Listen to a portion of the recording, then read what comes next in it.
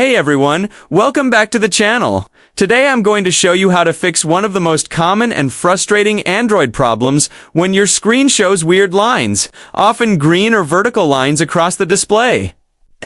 A lot of times, these screen glitches are caused by software bugs that manufacturers fix in updates.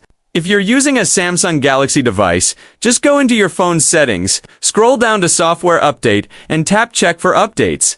If there's an update available, go ahead and install it. If your phone doesn't show anything new, you can also use the Smart Switch app on your computer. Install it both on your phone and PC, connect your phone with a USB cable, and Smart Switch will let you know if there's an update you can install. If you're using a Google Pixel phone, it's just as simple.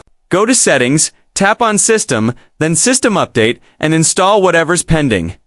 A fresh update can often clear out the issue instantly, but let's be real. In a lot of cases, those green lines happen because of hardware damage, especially on AMOLED screens.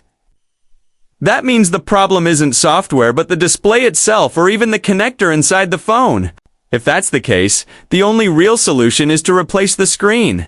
Now, if your phone is still under warranty and you haven't physically damaged it, you might actually be able to get the screen replaced for free. Otherwise, you'll need to pay for it yourself, and usually the cost is about 30 to 50% of your phone's market value. It's not cheap, but it's often the only permanent fix. So, to sum it up, first, try updating your phone, because that's free and quick. If the lines are still there, you're most likely dealing with a faulty screen and will need a replacement. If this tutorial helped you out, don't forget to hit that like button, subscribe for more quick fixes, and turn on the bell so you never miss a video. Thanks for watching, and I'll catch you in the next one.